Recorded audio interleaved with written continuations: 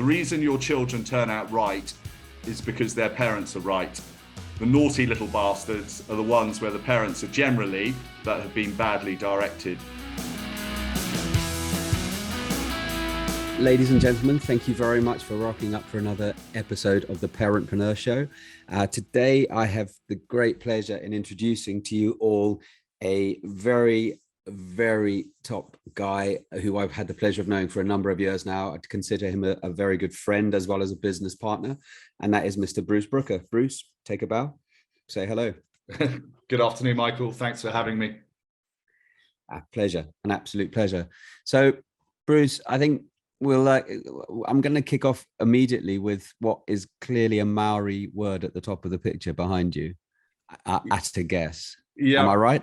Yeah, no, you're spot on. So, that was a family gift. We have 4 young children, as you know, and I know we'll come on to talk about them in a bit. But spent a lot of time in New Zealand, and it got into my blood. And whānau is Maori for family, and it's more than that. It's about connection, and it's about community, and it's about how we take care of each other. So my children see that picture every morning at the breakfast table, which is why I'm sat here, because I thought it was relevant to this. So just in our chaotic lives, it just gives us a little reset, or just to remember that where we go one, we go all. So very much the family, and the kids like that, and the ocean is obviously pretty near to where we live as well. So hence the background.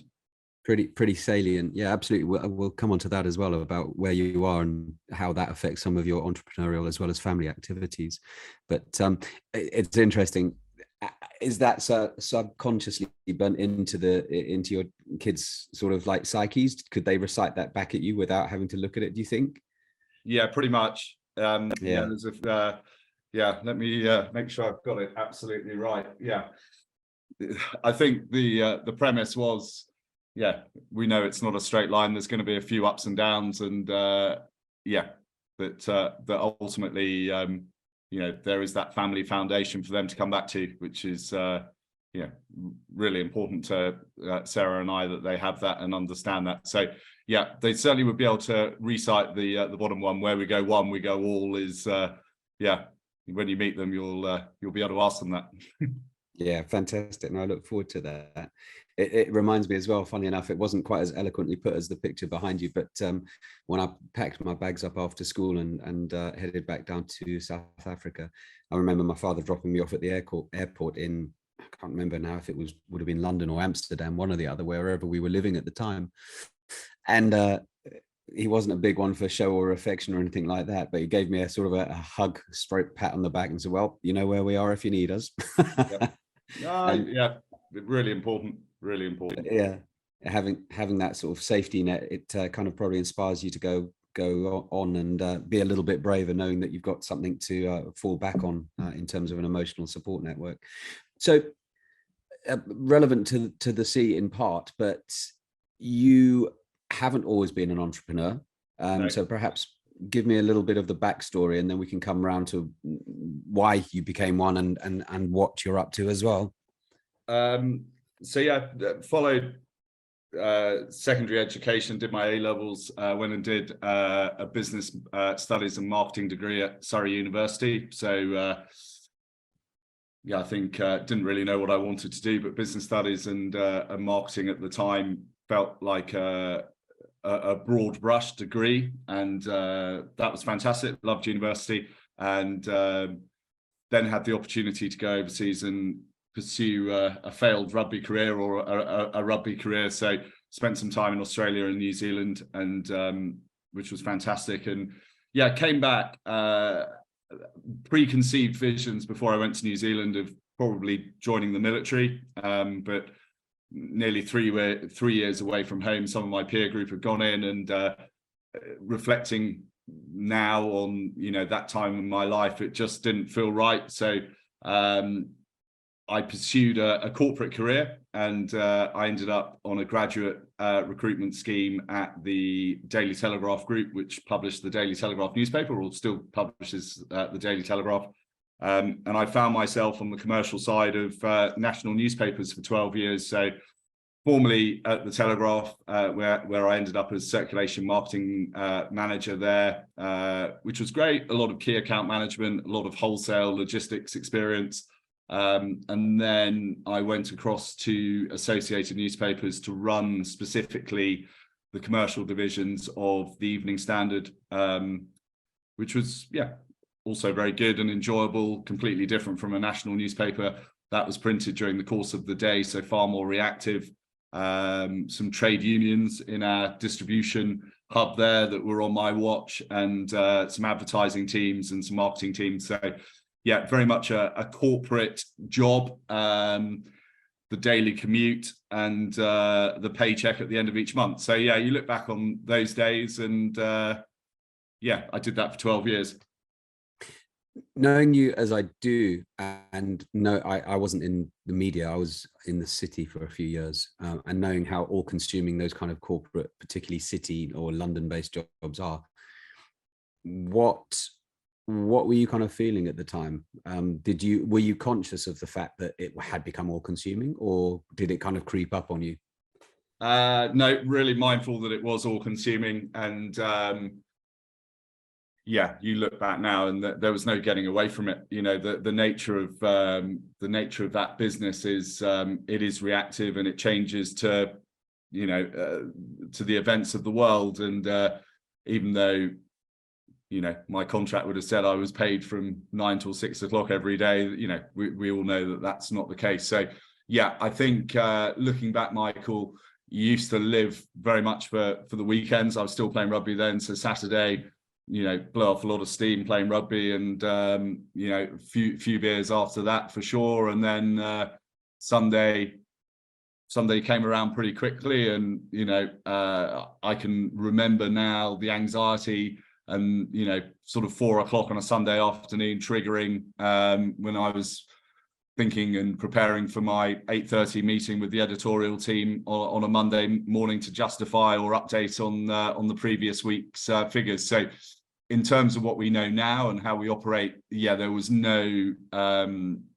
downtime or escaping it. And you had paid holidays. Obviously, you don't get paid holidays in our current worlds, but even then, it was there. So was I aware of it at the time? Probably not. There was an element of keeping up with the Joneses. I cringe a little bit about that now as I say those words, but that peer group, I was living in the Southeast. It was job promotion, the cars, the house, the holidays.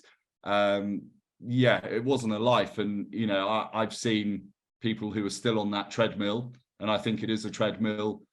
Their physical and mental health has been affected massively. So, it probably latterly, when I made the decision to leave, I was aware that this was not good for me. Was there any one sort of catalytic moment, or was there one incident, or as I said before, did it just kind of come slowly to the boil?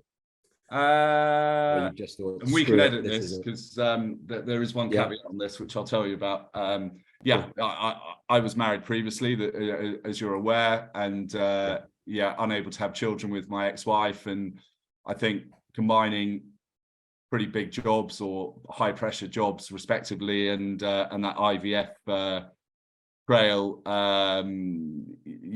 it reached a point where I think both of us probably reached that point at the same time, which was, this is not going to work. This is not making either of us happy, and a line was drawn. So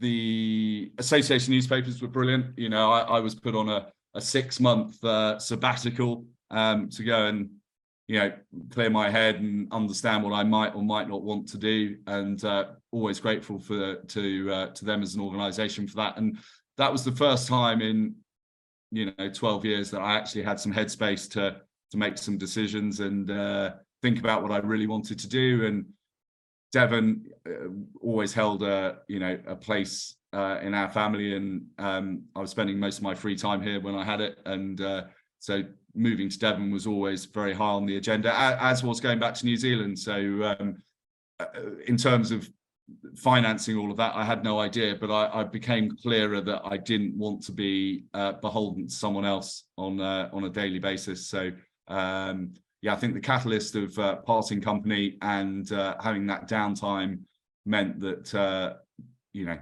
at 32 years of age or whatever I was then, there were some options.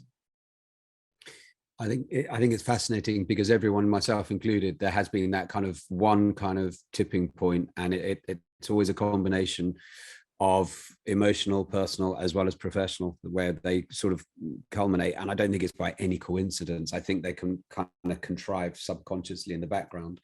You know, and you take your, you know, you become mindless, you know, as opposed to mindful about certain aspects of your life. Often relationships, that was a, you know, a fault I had in my previous marriage. And all of a sudden you think, oh my God, it's a bit like the negative, you know, there's that lovely saying, the overnight success that took 10 years to become an overnight success. It's a bit like the same thing with this. It's like, you know, the sort of major career shifts that happened, you know, that happened overnight. It doesn't. There's this, you know, accumulative, progressive, iterative sort of pathway that you suddenly realize that you've been on for quite some time. So moving on to sort of brighter things and sort of, you know, places like in the picture behind you, the shift to Devon, what happened there? What was geographically, friendship wise, it was all to do with that? And what about the sort of entrepreneurial aspect? Where did that kick in? So yeah, during that sabbatical, was spending a lot of time in the south of France with some very dear friends. And I was spending a lot of time in Devon with one of my business partners who you know well. And yeah, a young lady sort of got in the way. I was going to go back to New Zealand, but that plane ticket never got cashed, and I ended up staying in Devon. And yeah, it was good. And but I realized very quickly, you know, Devon's always been a holiday destination for us, and I learned probably in those first 6 months, I was, you know, in effect, I was written out of my job at Associated Newspapers. So I took a little bit of redundancy there, which was great. But for anyone listening to this, that doesn't last forever. And that iceberg thawed quite quickly. So it was at that point, Michael, where, yeah, I had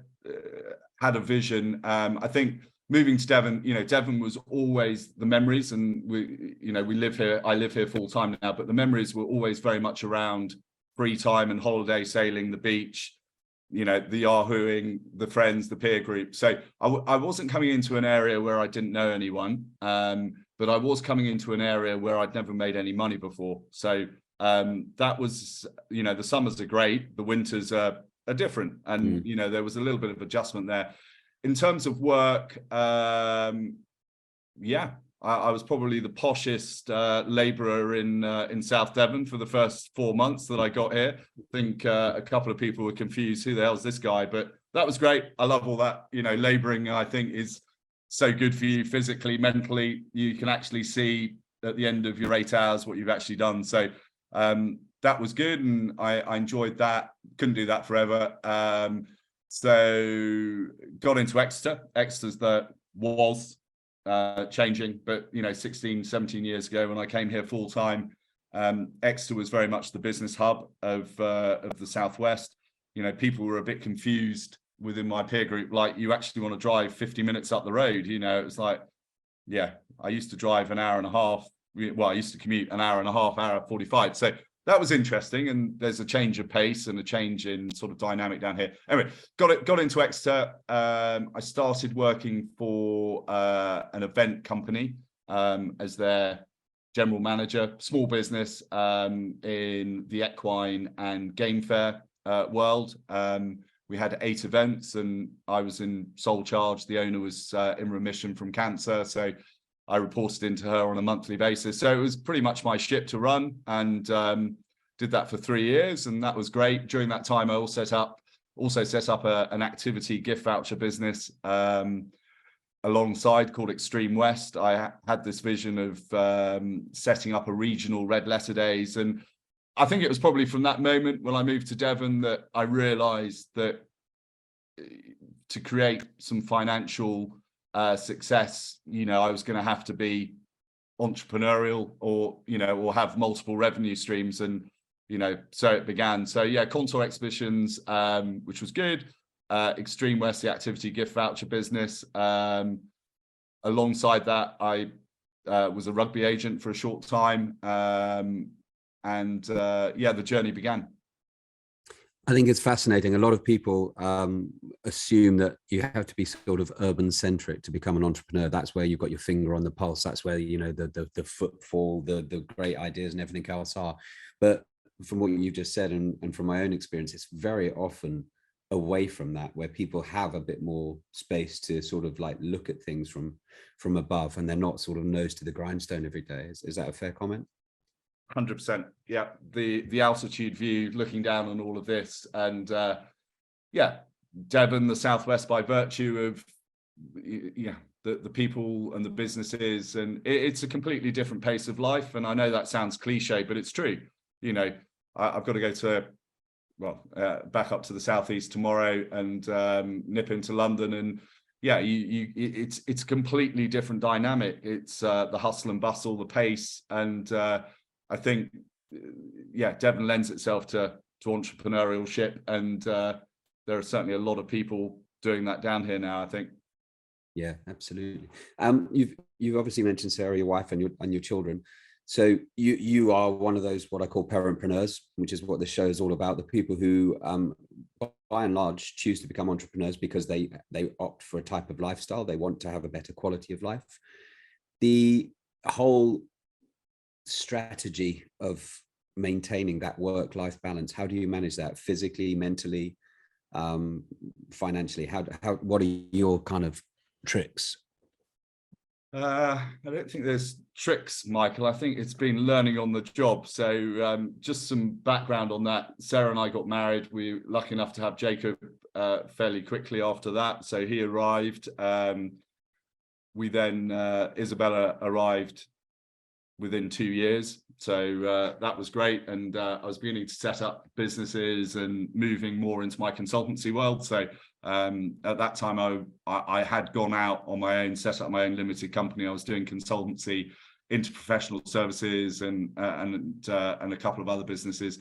Bought a cottage, thought, might have some more children, or another child, more children. And then that day, with the background of the IVF, I sort of cringe a little bit with the complacency, but Sarah was pregnant again, and we took 2 cars to Torbay Hospital. I can remember it like it was yesterday. And when we went in, and we found out that we were having twins, and that was, that did take the wind out of my sails at that moment in time, because I did probably what most blokes would have done at the time, went into a bit of a flat spin to think how the world's not set up for 4 children. It's,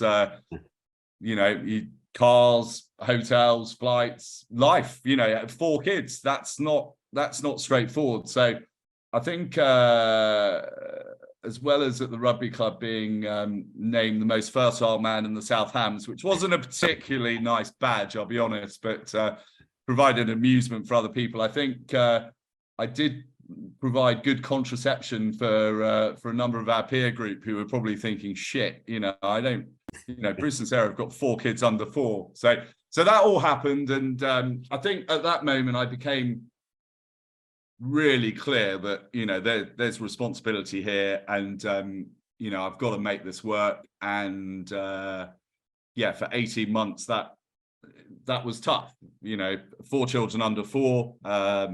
I know one of your questions is inspiration, and, you've triggered a lot of sort of positive memories of that time.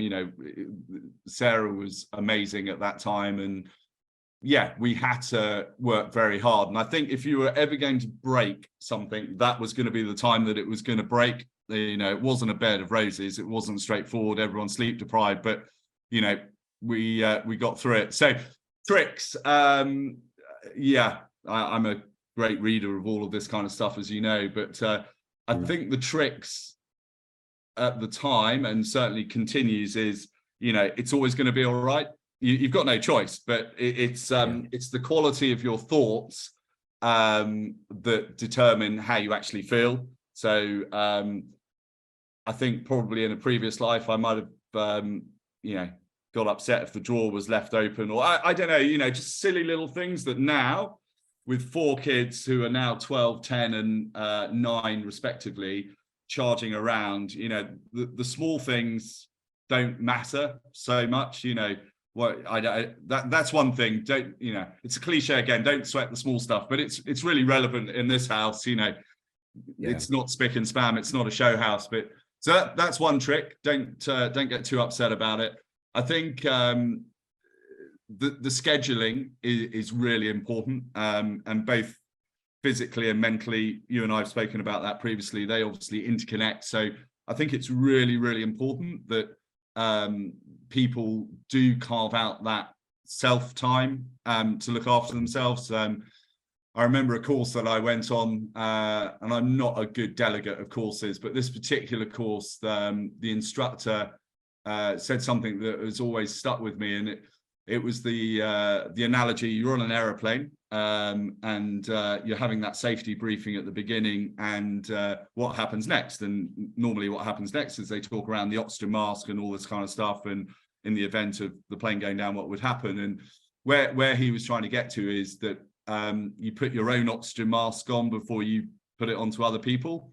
And it always struck me as a really good analogy that we can't take care of families, others, unless we take care of ourselves. So carving out that self-time for physical and mental is important. And I'm pretty tight on that most days, as you know. Absolutely. Well, I was about to say, you're probably a handful of people, maybe I'd count myself in there, but you are definitely growing old disgracefully in terms of the physical challenges that you keep giving yourself. Do you want to kind of share maybe some of those? You always leave me feeling tired when you WhatsApp me your workouts. So I think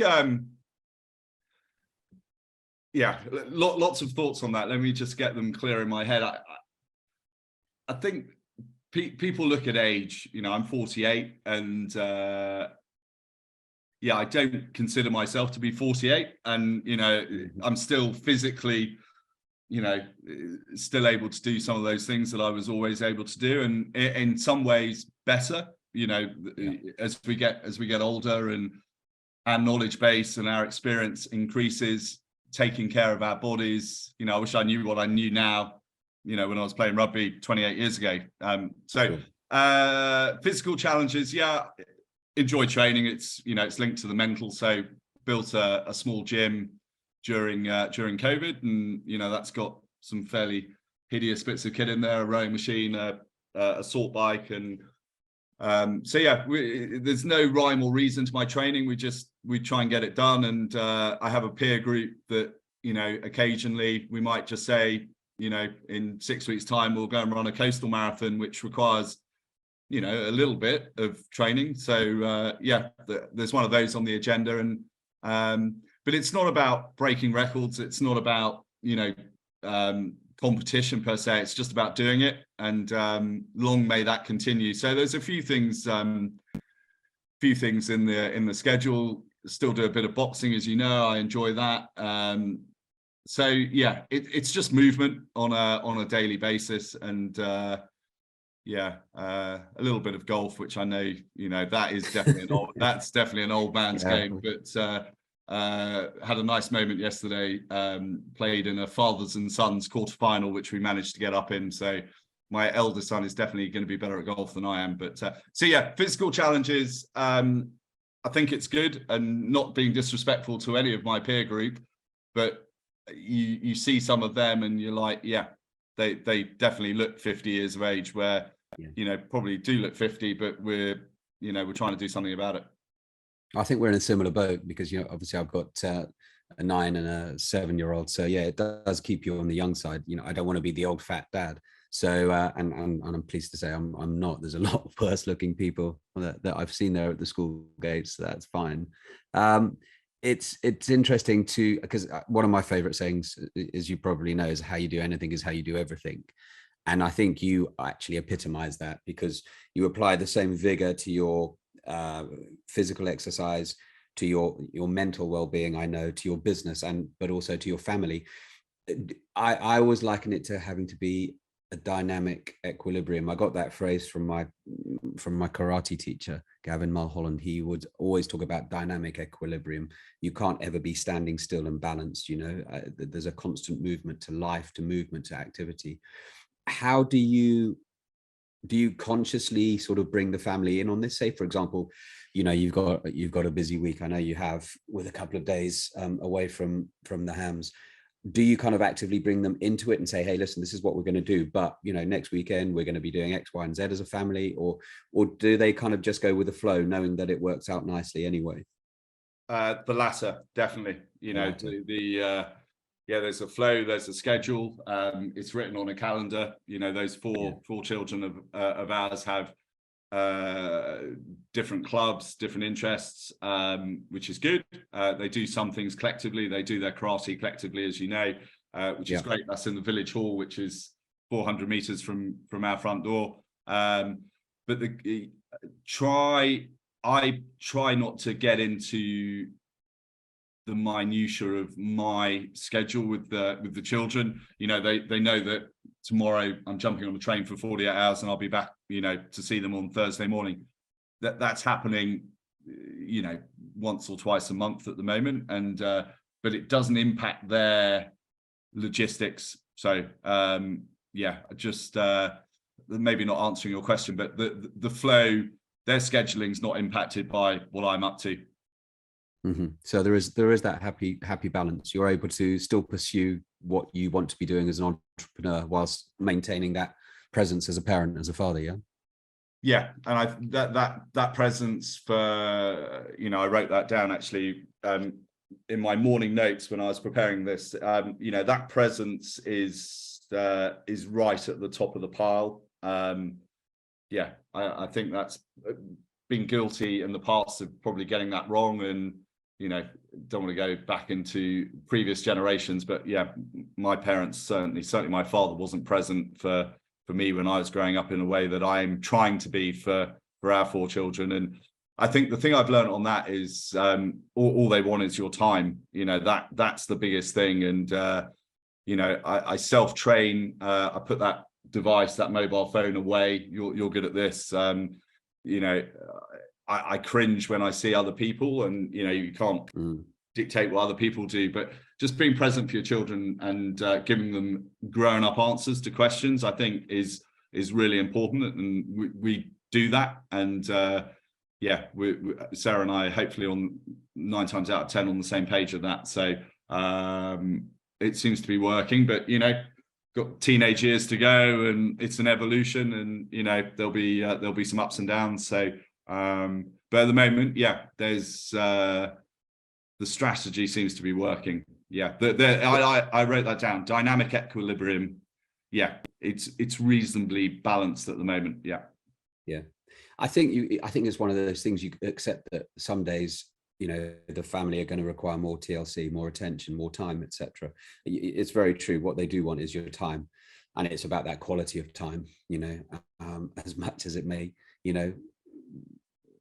strain me, I'm trying to think of a polite word there, but if my daughter wants me to sit there and sort of play make believe for 10 minutes and then she's happy and that's it, that's all she wanted from daddy for the day, great, fantastic. It is about that quality. It is finding that balance. But then other days where I guess I don't know whether it's mine, mine are a wee bit, well, same age and younger. They don't necessarily understand the fact that I have to be away all day, or I won't be there when they go to bed that evening.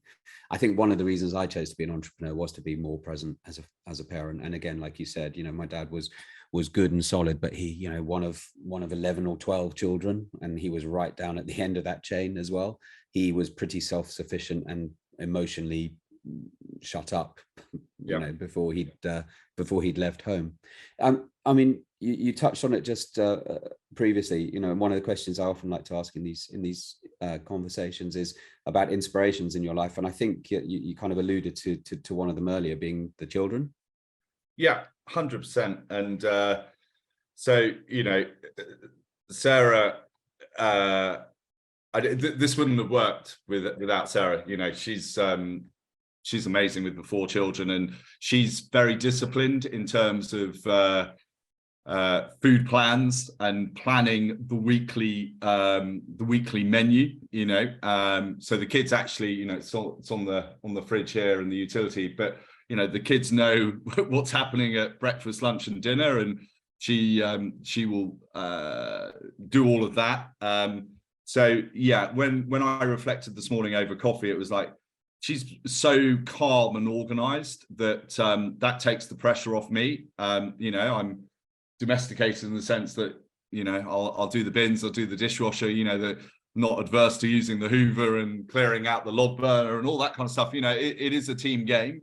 But yeah, the love and care that she gives, as she would say, sometimes her 5 children, yours truly included, is yeah, that's inspirational. You know, that's the good stuff. And so yeah, that's one. And the 4 children, you know, we're always people are always proud of their own kids and want the best for their own kids. But I think at the moment, the positive feedback we get from, you know, teachers, people who've never even met them, you know, that's a positive reinforcement that what we're doing and the boundaries and how we're trying to bring them up is obviously working. And you know, it's yeah, their manners are good, etc. So yeah, it's there's a couple of quotes, a lot of quotes actually, but one that always struck with me, which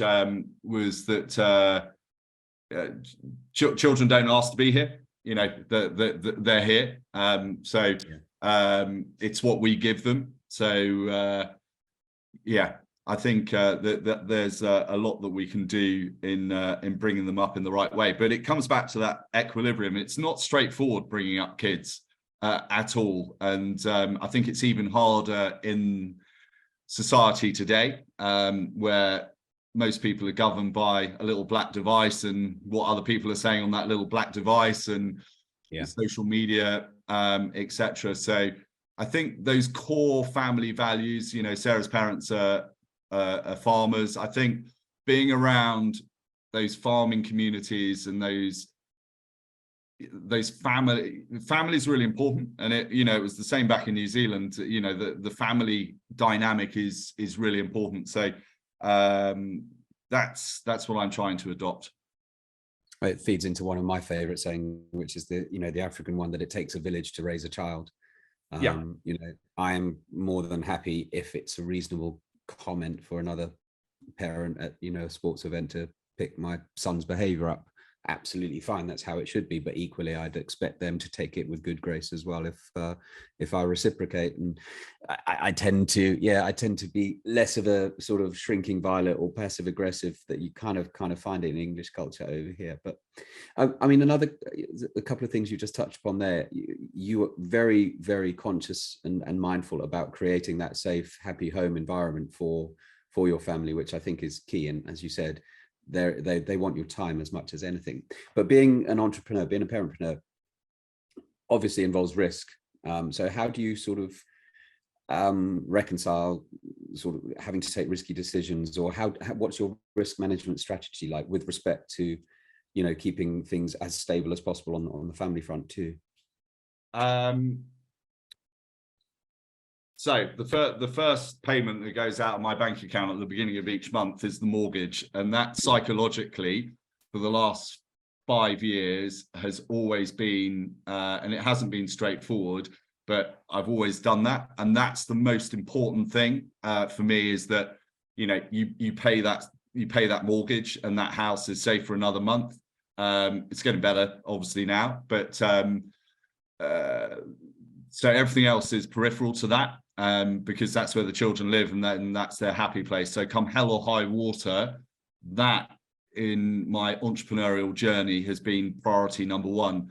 Everything else can work around that. So in terms of risk, yeah, you know, there's fingers in pies, as you're fully aware of, and some of those are coming home to roost. And yeah, it's been it's been bumpy, and it's not plain sailing. What's that saying, nautical saying, calm seas never make a skilled sailor. Certainly quite skilled these days, I think, because it's been quite bumpy. So I think, yeah, there has to be risks there, and there continue to be, but I think keeping that house mentally, psychologically paid for is really important, and everything just flows from there. There's lots of plans, and but yeah, that's priority number one.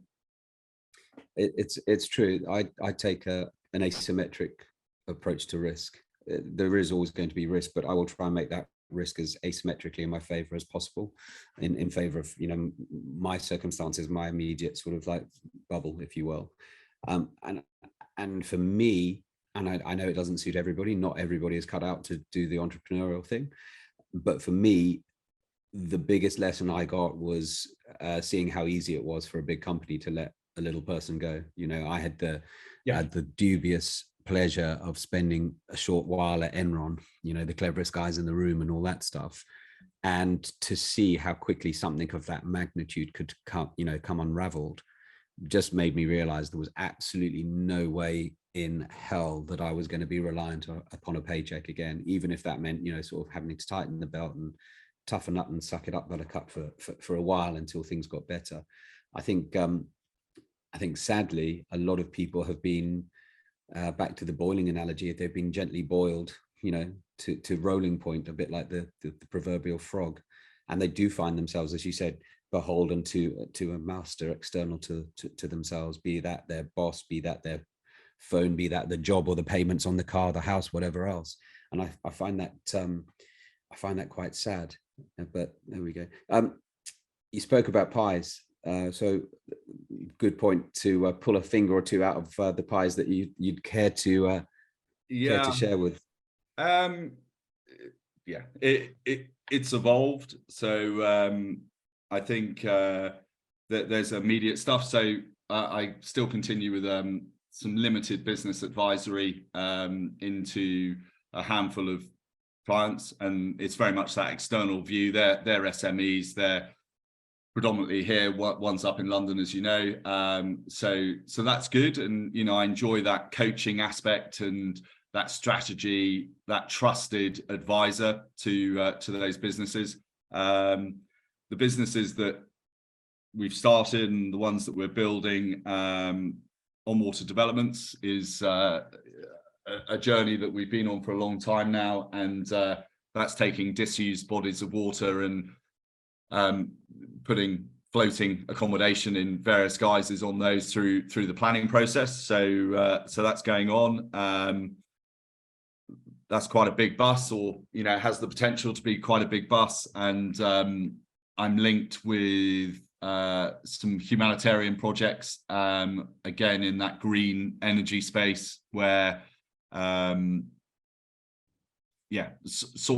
land and sourcing opportunities for our associate partners to implement those green energy projects. So the business advisory bit is day to day in a way. The other two, which are fairly big opportunities, are beginning to close now, and that will create a different dynamic in my world. There's a lot of legacy attached to those two verticals, and then the third one is Soteria Global Services, which is the passion, and that's operating in high performance environments, providing self-reflection toolkits with the academic backed quantitative data to actually sell through a license model into organizations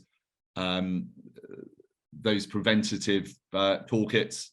So that's where I want to spend more of my time. I can see it, there's obviously a small development company in there trying to build attainable houses for local people. Note the word attainable. The word affordable is just, I've lost patience with that. So we talk about attainable. So yeah, there's fingers in pies. The key strategy for the next 6 to 12 months is to provide you know, some of these projects have been going on for a long time, is to create that that financial stability and that financial freedom to be very focused on what happens over the next 10 years. So I think you alluded to tightening belts and, you know, the bumpy bit. We're probably coming to the end of that now. And but I think in my notes to myself this morning, not just for this, but just for the next couple of weeks, is not to ever lose sight of where you've come from, because yeah, it's as hard as it's been,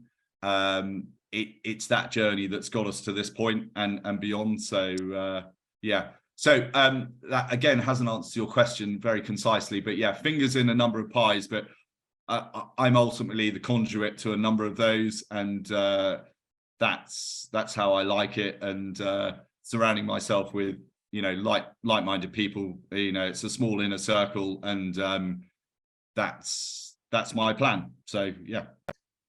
I mean, two takeaways from that answer for me are: one, you are focused by design or by accident, probably a mixture of both, to have what I always refer to as multiple streams of business income, so Musobi, if you will, which I think is imperative. That was a lesson I learned. I was taught early on, but I didn't necessarily learn early on. I was always very much shit or bust. I always the analogy I took for that was a sporting analogy, which you and I are prone to do from time to time. But that was I would, and this also dates me when I was having these lessons. But I would say I'm more of a Kevin Peterson. You know, I go out there and I go for the big shots, and you know, it'll either work spectacularly well or it will fail spectacularly. In reality, I was actually being taught to be more of an Alistair Cook, or dare I say, a Jeff Boycott kind of character, and take those easy singles and just, you know, chip away and accumulate on the success. And I think that's where the tough lessons are for an entrepreneur, and people who have not actually perhaps had the experience, lived it themselves, don't appreciate the long, hard graft and the tough lessons that are usually dealt out to you and you alone. And you tend to internalize them, you tend to personalize them. So I think that was one of the points, as I said. The other one, you mentioned the word coaching. And again, and I said earlier, you know, how you do anything is how you do everything. It's not just business people that you coach either, is it? Tell me. And well, so Kingsbridge under 13s rugby club, or rugby team, which is a boys team. So there are 33 young men who get the benefit of my wisdom on a Friday and a Sunday.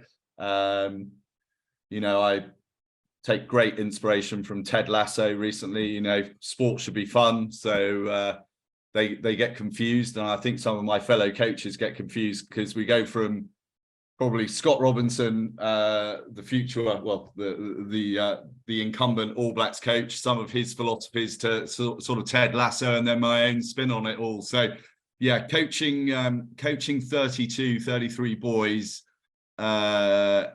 is challenging, but so rewarding. And you know, I have a fantastic group of coaches around me, and we've been on that journey now together for 5 or 6 years. And no, I love that. You know, I referee as well, which provides good entertainment for watching parents, I think. So I enjoy that as well. So yeah, that long may that continue. You know, coaching, I don't see it as rugby specific. We have an amazing opportunity to give a very diverse and a neurodiverse, there's a new word for you, Michael, neurodiverse group of young men, you know, the benefit of some of our own life experiences. And I think, yeah, when you get emotionally attached and ingrained with these, you know, young men, it's rewarding and you know, but again, challenging. And yeah, I have a meeting tonight on the season's debrief. So yeah, amateur rugby clubs and amateur sports clubs. So yeah, I only have 3 points to raise, but yeah, I love the coaching. And you know, if my entrepreneurial ship delivers the financial successes, and I love that analogy, because we've probably, any entrepreneur has probably always has been there at the beginning of the journey, that, you know, I'm going to make it big quick. and we all learn the lesson really quickly that it takes a long time, and there are reasons for that. So yeah, hopefully some of these things come through, and that again creates time, that creates better decision making. But the coaching is definitely something that will continue, I hope, because yeah, I love it. And yeah, probably one of my happy places on the fields of the South Hams on a Sunday, coaching under 13s rugby. So I think that's something that I'm spectacularly guilty of, and I've only come to very recently, probably only in the last year or so, and that is making more of my own happy places. You know, I to a degree it comes from my father. You know, as I said, he's one of 11 or 12, we're not quite sure. But you know, having to graft hard, his parents, my grandparents grafted hard, etc. To take time off and relax for oneself was kind of seen to be a bit weak, you know, but doing that is so important, and finding those happy places that where you can just recharge your batteries, refill your cup. You know, again, talking of analogies, you know, trying to feed other people or fill their cups or put their oxygen masks on when you're not, you know, capable of it, you haven't got the capacity, is massive. But I think the other thing that, and your comment there about the coaching highlights, I think a lot of entrepreneurs, you certainly, me too, they have a kind of a skill set, a toolbox, which is applicable across a lot of verticals, across a commercial vertical, as well as sort of, you know, non-commercial or, you know, sort of complementary verticals like the coaching of the rugby. And I think that's probably, for me, I think one of the key elements of being an entrepreneur is having that flexibility and adaptability, recognizing that you've got some skills, inherent skills and learned skills, which are applicable across different parts of the, you know, spectrum. Is that fair? Would you? Yeah, definitely.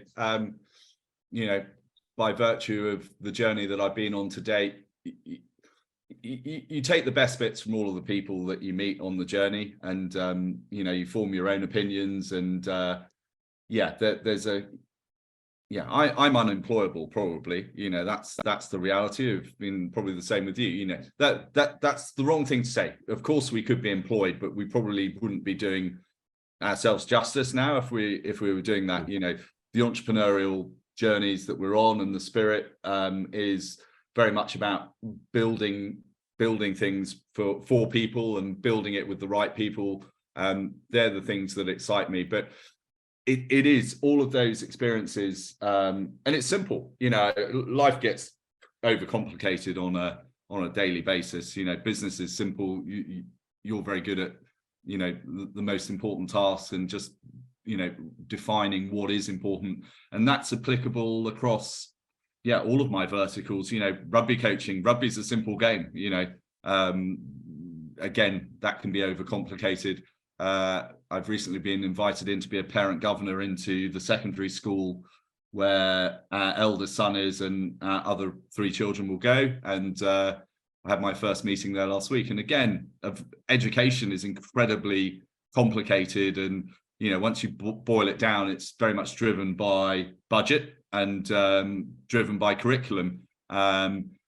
So being a parent governor there for the next 4 years could be an interesting journey. So it's an observational role, but, you know, there will be a degree of observations that will be shared. So yeah, absolutely. I think all of the things that we've learned are applicable across all of our verticals. Yeah, absolutely. And I completely agree. I mean, with all the experience you've had, and I know you're incredibly well read, because we regularly send books to one another via Amazon.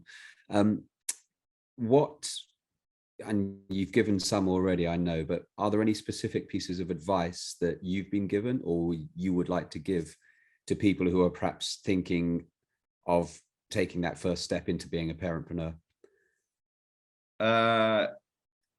Yeah, there'll be a million reasons not to do it. You know, the logical mind, your peer group, your family, your friends will all have an opinion. And that's a really interesting dynamic. So, and I was there, and I'm sure you were there. You have to be clear in why you're doing it, but ultimately you have to believe in yourself.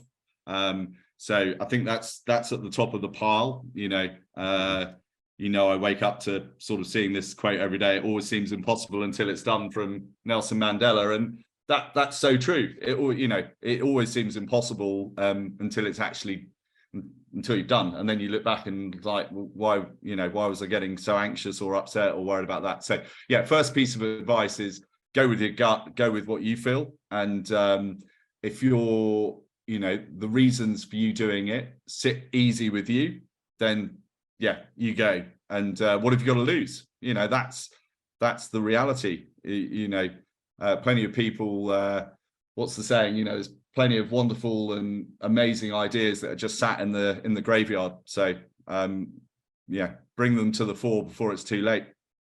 Yeah, that's very, very true. Well, we're sort of coming towards the end of the show now, but what are your immediate sort of plans, wishes and goals? What sort of things are you aiming for in the next sort of 12 to 36 months? Business wise, upward revenue curve on these three verticals that have been long term. So an element of creating legacy in those and potentially creating some exits, and working with like-minded people to build those things of value and use. So yeah, there's some good work to be done over the next 12 to 36 months on those. Continue, with the self-care, the mental and the physical. I think, we've talked about that during this, that they dovetail, and continue to work on the parenting bit. A lot of onus on that family bit, and yeah, just continue to try and create some of those memories, and ultimately that's the children. I can't believe where the time goes. So yeah, there's some memories and some trips that are planned, and yeah, I think not to try and get one of the things that for the next 12 to 36 months is not to get bogged down in the weeds, and to try and really keep the altitude for you, and with the right people around me, I feel confident that we can do that, because you never know what's around the corner. Again, another cliche, but just enjoy the now, and be grateful for what we have now, because what we have now would be, it is good, but to someone else, don't like comparing myself to others. I've learned those lessons from yesteryear. It's pretty good now as well. So yeah, be grateful for what we've got. So yeah, lots of trips and some memories. Look forward to seeing South Africa or the All Blacks win in France in a couple of months' time. So that'll be good. Yeah, I think improve my golf game. That's on there. I know you don't like that. I want to win some sailing races as well. I'm definitely going to get back into that. And the kids are involved in all of this, which is good. That they're becoming competitive, and so yeah, I think just more of the same. But some of the things that have been ongoing for a long time reach conclusion, and we just go to the next phase of those businesses, and which is exciting. That's fantastic. You've just said something, and that will make a lovely second part episode, and that is competition and children. Is it good for them? ? And so yeah, maybe I'll pack the podcasting mic and bring it down when I'm going to see you down in Devon in June. Absolutely. We can have a chat around that. Bruce, where can people find you? Is there anything you want them to look at the moment? Anything that you'd like to promote, or just where can people say hi to you? I think LinkedIn, Michael, is my main platform for generating connections and speaking to like-minded people. So yeah, Bruce Brooker on Bruce Brooker 1, I think it is, on LinkedIn. So we'll pop that in the show notes so people can find you there. Yeah, I'll send you the proper link in a minute. But yeah, the inner circle's small for a reason, Michael. I don't want to promote too much. Yeah, no, that's fair enough. Bruce, thank you so much as ever. Always a pleasure. No, thanks for having me on. I know this can be edited, which is good because I've talked a lot there. Just one final thought on the parenting, and I did dig out the one book that I do refer back to often, which is Legacy by James Kerr, the 15 lessons in leadership that we could all potentially take from the All Blacks. And this one always sticks with me. And this is probably my ultimate thing with the children. This was from Sean Fitzpatrick. The reason your children turn out right is because their parents are right. The naughty little bastards are the ones where the parents are generally, and it's a generalization, but the ones that have been badly directed. And this is my favorite quote. What you leave behind is not what is engraved in stone monuments, but what is woven into the lives of others. So as a parentpreneur, if we can weave positivity and good behaviors and good character into the lives of others, I think that's probably a pretty good goal. Bruce, that's a fantastic note to end on. Thank you very much for that. And we will speak again very soon. Thanks, Michael. Thanks, hey. Go well. Cheers.